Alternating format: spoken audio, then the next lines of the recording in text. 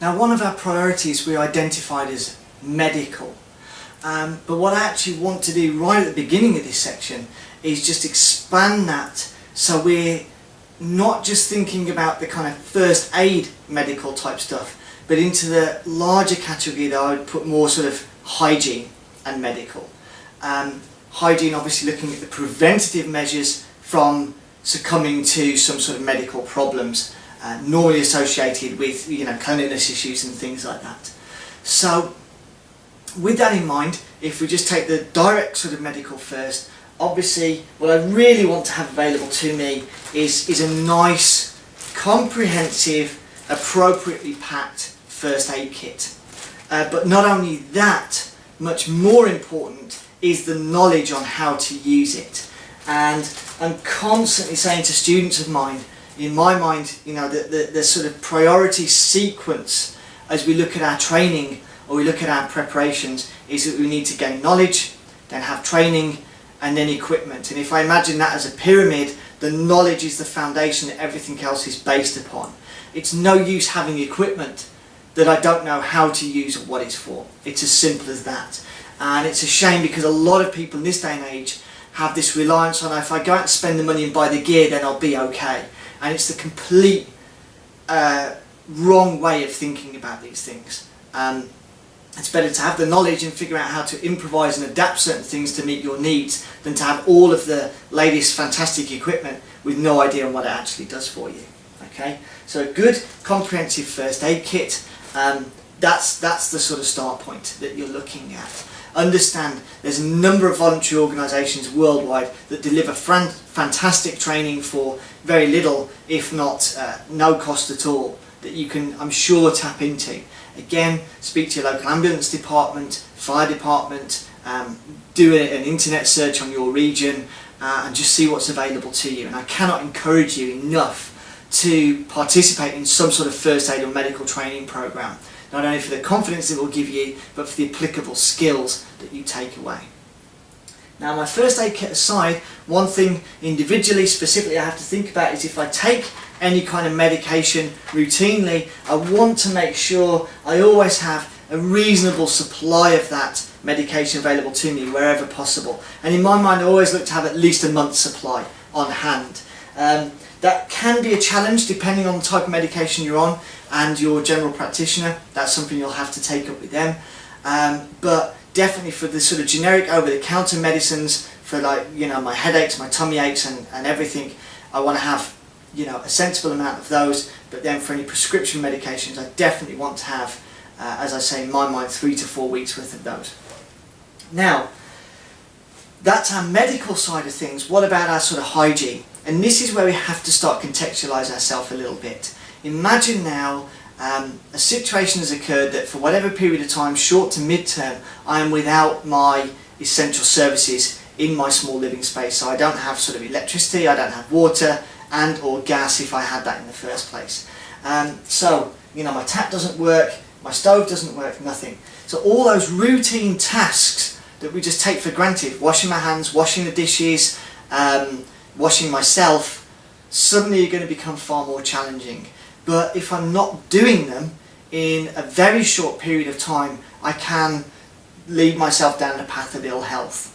So I just want you to think about kind of 3 vital activities that we do daily without even thinking about it, and what contingencies or preparations you're going to put in place for those.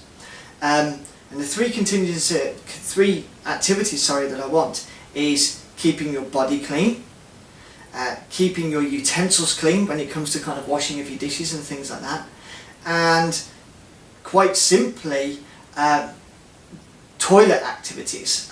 If I can't flush my toilet, then what am I going to do in that scenario? So a couple of things I want you to bear in mind. Again, looking at low cost and no cost solutions. One of the things I want to have is a good generic bleach.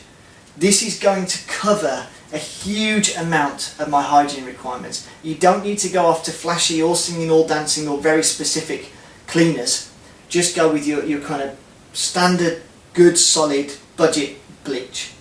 And this is going to cover a lot of my disinfectant purposes, to the extent I can actually add this in the correct quantity to questionable water to sterilise it. So that's useful tying into one of my other priorities. But again, as far as kind of aggressive hand washing or cleansing goes, if I have got some concerns or issues or the requirement for sort of sterility, my bleach is going to work well on that. And tied in with that is going to be some sort of alcohol gel or hand sanitizer, again that easily takes care of those sort of routine tasks of just kind of washing my hands without too much of an effort. So these are going to help us think about how we address those issues. Also, I'm a huge fan of having a sensible quantity of toilet paper available at all times. I don't like buying like just 1 or 2 rolls. For me, I buy kind of 9 to 12 at a time, so I've always got a sort of healthy supply available to me. There's always somewhere I can tuck these away, especially because they're so lightweight. Now, there was 3 activities we mentioned: keeping our bodies clean, keeping our utensils or sort of kitchenware clean, and obviously if I'm going to the toilet. Now, the key thing we concern ourselves about if we're going to the toilet is dealing with any solid matter. Liquid matter is going to be a little bit easier to actually deal with. But my solid matter, I'm in the habit of just kind of collecting carrier bags from the store as I sort of get them, and just kind of having a bag full of bags. And quite simply, one of the easiest things we can do in the beginning is just kind of treat it like a trip to the dog park. That if I am dealing with any solid matter, I quite simply get it in that bag, tie a knot in the top, and then would look to dispose of that as regular waste. Obviously, having done that, I would want to kind of clean my hands just in case of any cross-contamination problems, but that's one of the simplest ways to actually deal with it, especially in the short term. Going into longer term issues, that's going to come in a separate series. But this is the reality that we need to start putting in front of us. It's not a pleasant thing to think about, oh, what am I going to do if the toilet doesn't work? But not thinking about it doesn't make that problem go away if I'm faced with a lack of utilities for a degree of time. So now's the time to kind of plan for those contingencies and start to think about what have you got, what do you need, and how is that actually going to work in your circumstances. Okay? So just a quick recap on this section. We're looking at, in medical, we're looking at hygiene. So not only are we looking at our first aid and our medication requirements subject to the individual, but we're also looking at hygiene requirements when we don't necessarily have our regular utilities, as in gas, water or electric, available to us. Okay?